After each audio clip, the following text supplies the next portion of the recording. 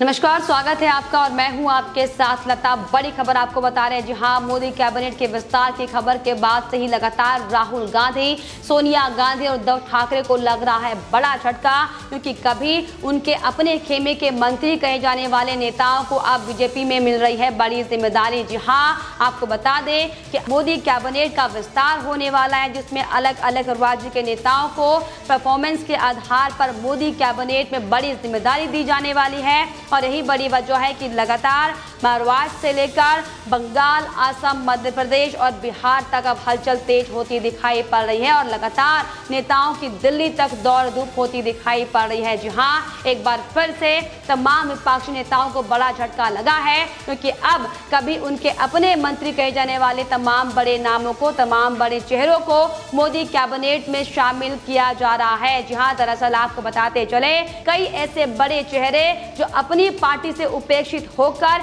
BJP में शामिल हुए थे, उनको भी उनकी परफॉर्मेंस के आधार पर मोदी कैबिनेट में तवज्जो दी जाएगी। और यही बड़ी वजह है कि लगातार बंगाल से लेकर ममता बनर्जी से लेकर उद्धव ठाकरे और राहुल गांधी और सोनिया गांधी की बौखलाहट और उनको बड़ा झटका यहां पर लगता हुआ साफ तौर पर दिखाई पड़ रहा है। जी हां, दरअसल आपको बताते चले कि आगामी 5 राज्यों में विधानसभा चुनाव होने वाले हैं और इसी के मद्देनजर आपको बता दें कि अलग अलग राज्यों से अलग अलग प्रतिनिधित्व को लेकर मोदी कैबिनेट में इसको जगह दी जा रही है, ताकि किस तरीके से आगे चुनाव की रणनीतियां तैयार करनी है, किस तरीके से चुनाव में मिशन फतेह करनी है, इसको लेकर काम किया जाए। और इसी कड़ी में आपको बताते चले, जो कंफर्म नाम अब तक माने जा रहे हैं, जिन्हें दिल्ली से उन्हें फोन जा चुका है, वो ऐसे नाम जो लगभग मोदी कैबिनेट का हिस्सा फिलहाल होते हुए दिखाई पड़ रहे हैं। वो नाम इस प्रकार से आपको बताते चले कि ज्योतिरादित्य सिंधिया, जो कि मध्य प्रदेश के दिग्गज नेता माने जाते थे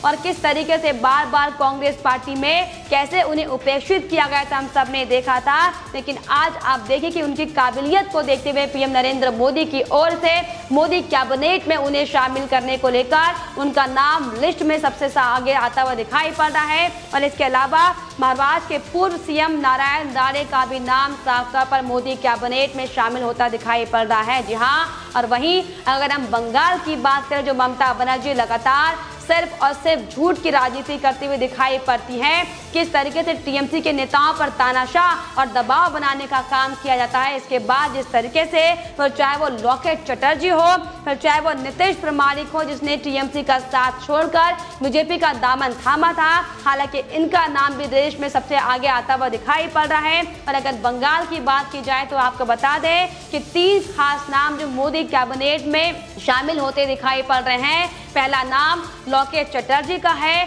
दूसरा नाम दिलीप घोष का है, तो वहीं तीसरा नाम नीतीश प्रमाणिक का साफ तौर पर सामने आता दिखाई पड़ रहा है। हालांकि आपको बता दें, उत्तर प्रदेश में अनुप्रिया पटेल, जिसका खासा दबदबा माना जाता है, खासा प्रभाव उत्तर प्रदेश में देखा जाता है। अनुप्रिया पटेल मिर्जापुर से सांसद है और 2014 में किस तरीके से पीएम नरेंद्र मोदी के साथ मिलकर बीजेपी के साथ गठबंधन करने के बाद सरकार बनाई थी और कैसे उत्तर प्रदेश के कई जिलों में काफी अच्छा, बेहतर उनका सकारात्मक रवैया दिखाई पड़ता। यही बड़ी वजह है कि अब इनकी परफॉर्मेंस के आधार पर अनुप्रिया पटेल का नाम भी दिग्गजों की दौड़ में साफ तौर पर सामने आता दिखाई पड़ा है। और असम का बड़ा चेहरा जो कि सर्बानंद सोनोवाल, किस तरीके से कांग्रेस पार्टी की ओर से बड़े बड़े दिग्गज नेताओं को उपेक्षित किया गया, कैसे लगातार उनका अनादर किया गया था, हम सब ने देखा था। यही बड़ी वजह थी कि तमाम बड़े दिग्गज नेता कांग्रेस पार्टी का दामन छोड़कर बीजेपी पार्टी में शामिल हुए थे और अब उनके कामों को लेकर,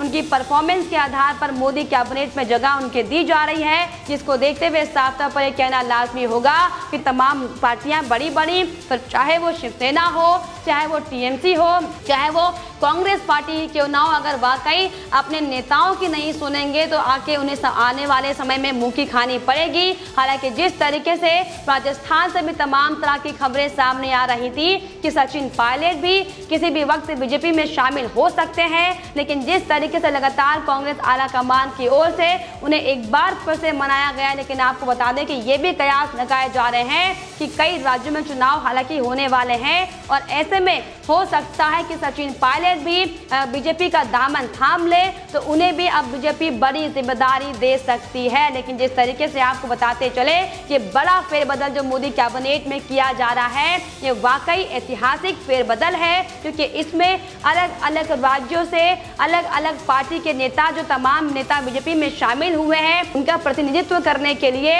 अलग अलग राज्यों से नेताओं का नाम चुना जा रहा है। और आपको इसी कड़ी में ये भी बताते चले कि उत्तर प्रदेश का दिग्गज चेहरा रीता बहुगुणा जोशी, जो कि कभी कांग्रेस के दिग्गज नेता मानी जाती थी, उनके भी साफ तौर पर आसार लगाए जा रहे हैं। संभवतः चेहरा माना जा रहा है कि उन्हें मोदी कैबिनेट में जगह मिल सकती है। जी हां, हालांकि आपको बताते चले कि लगभग 13 मंत्रियों की मोदी कैबिनेट में एंट्री होनी है और यही बड़ी वजह है कि लगातार कई नेताओं को दिल्ली से कॉल कर दिल्ली बुला लिया गया है और कई नेताओं को लेकर अभी भी लगातार मंथन चल रहा है। तो साफ तौर पर आपको बताते चले कि 7 जुलाई यानी कि कल बुधवार को मोदी कैबिनेट मंत्रिमंडल का विस्तार होगा, जिसमें 20 ऐसे नए चेहरे होंगे जो मंत्रिमंडल में लिए जाएंगे, जिन्हें साफ तौर पर आगामी चुनाव के तहत अलग अलग राज्यों में बड़ी जिम्मेदारी दी जाएगी। जी हां, इसके अलावा आपको बताते चले कि रीता बहुगुणा जोशी, हमने आपको बताया कि उत्तर प्रदेश का जाना माना चेहरा, ब्राह्मण चेहरा मानी जाती है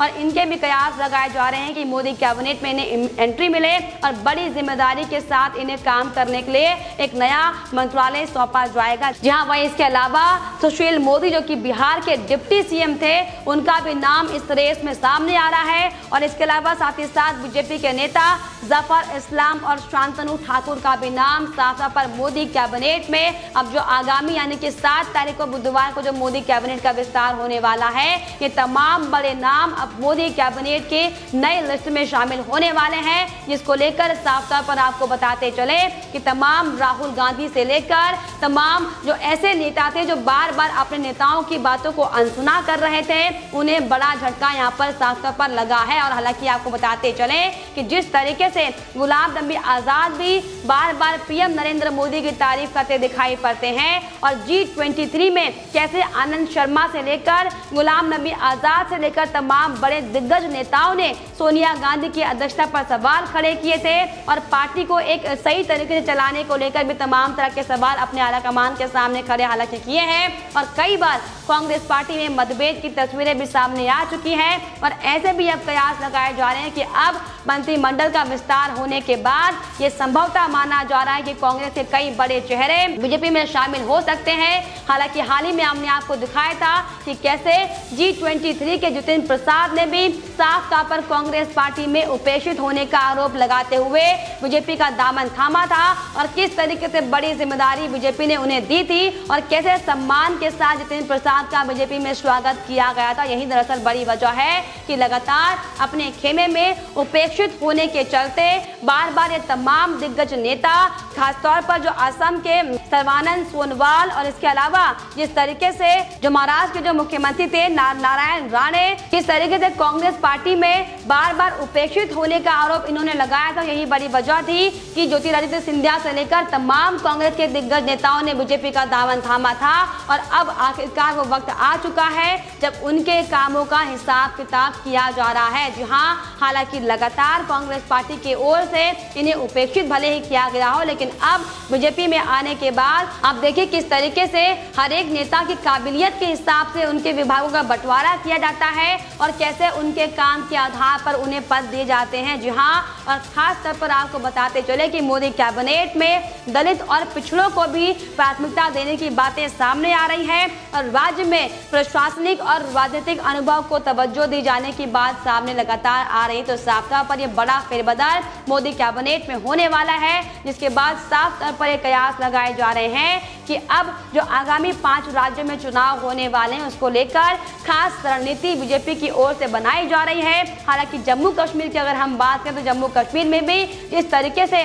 पिछले कई लंबे समय से जो राजनीतिक घटनाक्रम सामने आ रहा है, किस तरीके से अब तीसरे पायदान के चुनाव को लेकर पीएम नरेंद्र मोदी और केंद्र सरकार की ओर से जो पहल लगातार की जा रही है, ऐसे में ये भी तस्वीरें कई बार सामने आई थी कि जम्मू कश्मीर की जो राजनीतिक पार्टियां हैं वो पीएम नरेंद्र मोदी के साथ मिलकर जम्मू कश्मीर का विकास करना चाहती हैं और हो सकता है कि बहुत जल्द जम्मू कश्मीर में भी जो तमाम गुपकार गैंग के मेंबर हो या फिर अन्य विपक्षी पार्टियां हो वो भी बीजेपी का दामन थाम सकती हैं, क्योंकि इसके कयास लगातार पिछले कई लंबे समय से पीएम नरेंद्र मोदी की बैठक के बाद से ही सामने आ रहे हैं। जी हाँ, लेकिन जिस तरीके से आपको बताते चले कि अब तक लगातार ये कयास लगाए जा रहे थे कि मोदी कैबिनेट में कौन कौन से वो बड़े नाम होंगे जिन्हें मोदी की कैबिनेट में जगह दी जाएगी, बड़ी खास जिम्मेदारी दी जाएगी। अब लगभग तमाम जो तस्वीरें हैं, जो बड़े ऐसे नाम हैं वो सामने आ चुके हैं, जिसमें कई बड़े नाम हमने आपको बताए जो कि महाराष्ट्र में उद्धव ठाकरे को झटका देने वाले हैं,